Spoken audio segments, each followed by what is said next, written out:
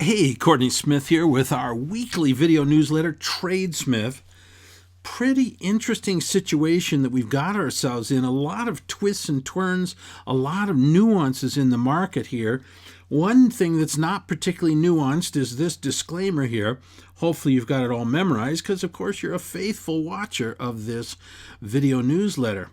So I said last week we'd get up, I thought we'd get up to that squiggly red area, and we got up right to the bottom of it, and we sold off for 3 days, although we closed pretty strong on Friday.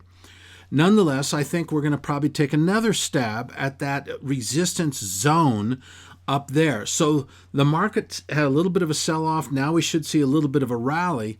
But this is going to be a struggling market. This is not going to be an explosive bull market at all. We can make money in it, but the main reason we can make money in it is that it's turned into a market of stocks, not a stock market. And by that, I mean a lot of stocks are moving in different directions. We've got some sectors in bull markets and some in bear markets, which means as long as we stay focused on the bull markets, we'll make money. And so far, so good. We've been doing that pretty well, and I think we'll be able to continue to do that.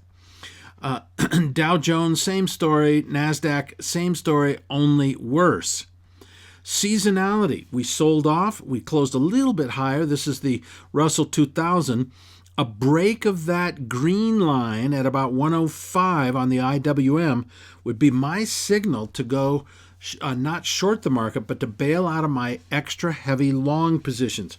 We've been able to be extra heavy long right now because of this seasonal buy signal. That's helped us make a bunch of money here. So we need to watch that line very closely. Watch the 105 level on IWM.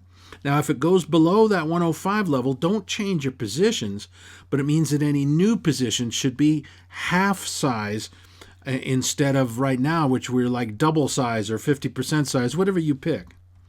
Seasonality also, I think that the most important one, well, let's just put it this way. We should be bullish here, maybe stagger a little bit in the middle of April, but this is a bullish time period no matter what scenario you're looking at.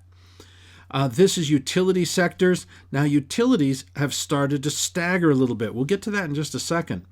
Now, look at this momentum. This is something that I found quite bullish.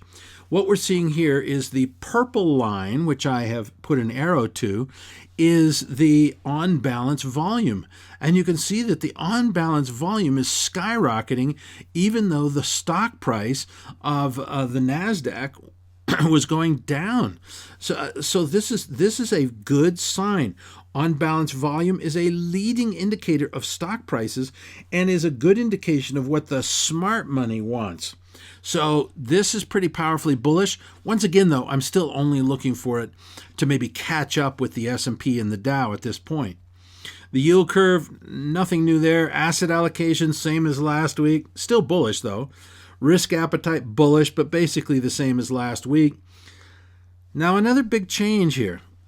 Now, that's an uptrend line, the red one, and you can see it was broken.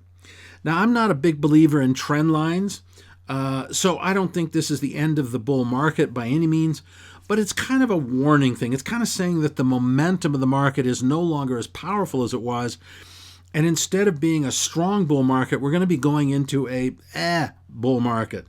So I'm not as bullish on global shares as I've been for several weeks now, or really almost, I guess about 3 weeks. Australian shares, however, exploded to new highs. So that's an area you definitely need to be long. This is a good area to be long. Japanese shares never broke out. So I had said we want to buy on a break to new highs. It never happened. Spain shares peeled off. Once again, broke the same sort of uptrend line. So really don't want to be heavily involved here. Let's stick with Australia. France shares, same story as the other chart. Now, this is my Greek shares. They never broke out, so we haven't got long here yet. I still am pretty bullish going down the road. All right, bonds. We talked about this descending wedge.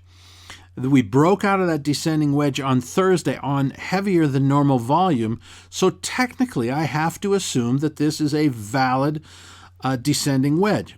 A descending wedge is a bullish formation and calls for a rally up to 135. Now remember that a rally means that interest rates go down. Now, this was a pretty interesting situation, so watch this closely. Here's our key indicators. Oh, man, it looks like I dropped a plate of spaghetti there. Let's take a look at the gold line. That's gold. We broke to new lows, so I put a hump on that. That one may have just turned bearish. In other words, we'd be looking for lower prices, which would be higher interest rates. Then we've got the German 10-year. That one's sideways. And then I've got the CRB. That's the actual chart there, still going up. So it's a mixed bag for interest rates. So if I go back up here, we may not be really going into much of a bull market. We may just be moving into a sideways trend with a bottom at 127 and a top at 135 based on this pretty neutral fundamental picture. The dollar rallying sharply, but really, I mean, from a low level. So it's got to, I look for it to go up around 97.50, 97.75. But still, overall, a very, very choppy downtrend. Gold, lower highs and lower lows. So I'm bailing out of all of my long gold positions. I actually did it last week when we broke below the lows. But if you're still long any gold positions, I would get out. Now, this could be a flag formation, but it'll take several days or a week in order to fulfill it. So at this point, I'm getting out of gold. This is a big change in my attitude. But hey, if a market's making lower highs and lower lows, that by definition is a bear market, and I can't be long in a bear market. I just can't. It's against my religion. Also, look at these. It's just the beginning, but are all the fundamental factors starting to turn down?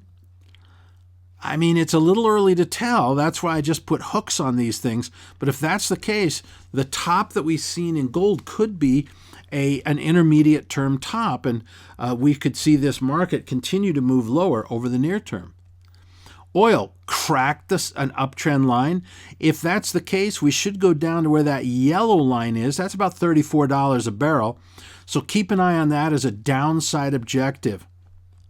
All right, everybody, thanks very much. A really interesting week in my mind. Of course, I know what you would really prefer to have more super cool stock and options recommendations. You'd like to have even deeper insights and predictions. So you ought to sign up. Go up to that website up at the top there, bit.ly/weekly market forecast. Don't forget to capitalize the weekly and the market and the forecast. And hopefully we'll see you on the rest of this video next week. All right, thanks very much, freebies, fully paid up members. Hang on. Pretty interesting stuff. And I've added a new form of analysis to show you. And I'm going to be doing a lot more of some super cool analysis that I've never shown you before. So fully paid up members, hang on just a second.